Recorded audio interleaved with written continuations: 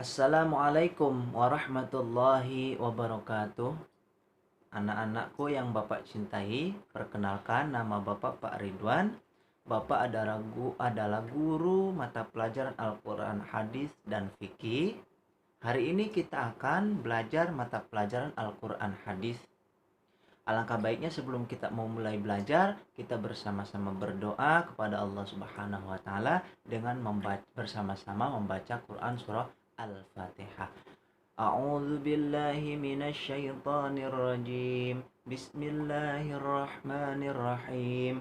Alhamdulillahi rabbil alamin. Arrahmanir rahim. Maliki yaumiddin. Iyyaka na'budu wa iyyaka nasta'in. Ihdinas siratal mustaqim. صراط الذين أنعمت عليهم غير المغضوب عليهم ولا الضالين. Amin. Baik anak-anak, mari kita mulai pembelajaran kita mata pelajaran Al-Quran dan Hadis.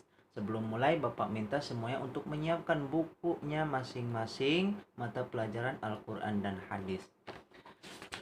Kemudian setelah disiapkan, Bapak minta semuanya buka pelajaran 1. Buka pelajaran 1. Yang akan kita pelajari adalah Quran Surah Al-Kafirun. Baik. Kemudian Bapak minta semuanya buka halaman 4, bagian A. Halaman 4 bagian A. Bapak minta semuanya untuk memperhatikan, menyimak supaya paham semua. Baik. Surah Al-Kafirun adalah surah yang ke-109 di dalam Al-Quran. Ya, jadi kalau misalkan ada yang bertanya, surah yang ke-109 itu surah apa? Maka jawabannya adalah surah Al-Kafirun. Surah-surah dalam Al-Quran itu terbagi dua. Pertama surah Makkiyah, yang kedua surah Madaniyah. Surah Makkiyah artinya surah yang diturunkannya di kota Mekah. Surah Madaniyah artinya surah yang diturunkan di kota Madinah. Nah, di sini surah Al-Kafirun termasuk kepada golongan surah Makkiyah. Berarti surah Al-Kafirun adalah surah yang diturunkan di kota Mekah sebelum Nabi hijrah ke kota Madinah. Baik. Baik anak-anak. Selanjutnya, apa sebab Allah menurunkan surah Al-Kafirun ini kepada Nabi Muhammad SAW? Bapak akan cerita sedikit. Dulu orang-orang kafir tidak suka kepada dakwahnya Nabi Muhammad SAW. Mereka selalu menghina, mereka selalu mengancam Nabi supaya Nabi berhenti berdakwah menyebarkan ajaran Islam, berhenti berdakwah untuk menyembah Allah Subhanahu wa taala. Tetapi Nabi tidak pantang mundur. Nabi terus berdakwah. Nabi terus menyeru mereka untuk mereka meninggalkan sesembahan mereka, yaitu berhala, berpindah sesembahan hanya kepada Allah Subhanahu wa taala. Ternyata kafir Quraisy itu sedikit putus asa.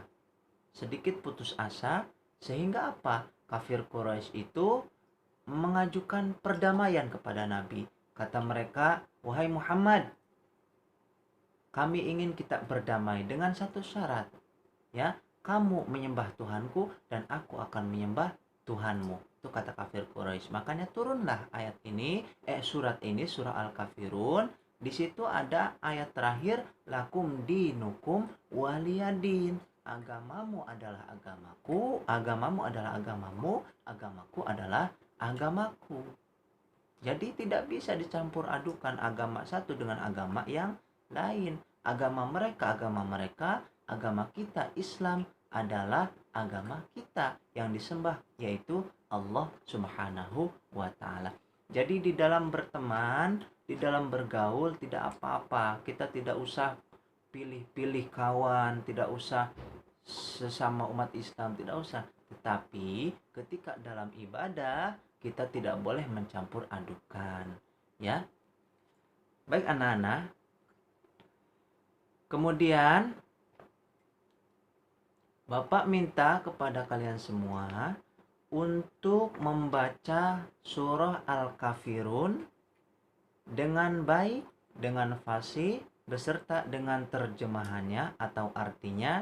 Bapak kasih waktu 5 sampai 10 menit untuk mengulang-ulang Quran surah Al-Kafirun. Ya.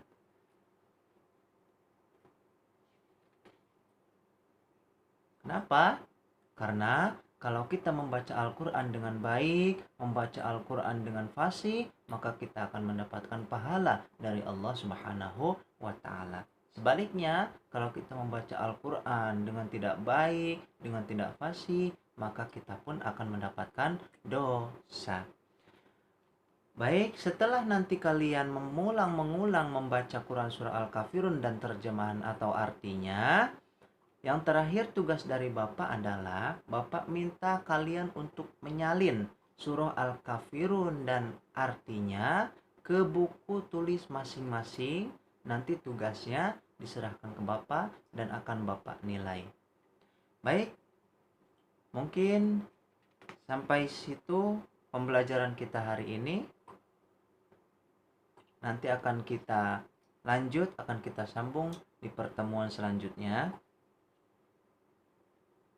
Kita akhiri dan kita tutup dengan bersama-sama kita mengucapkan Alhamdulillahirabbil alamin.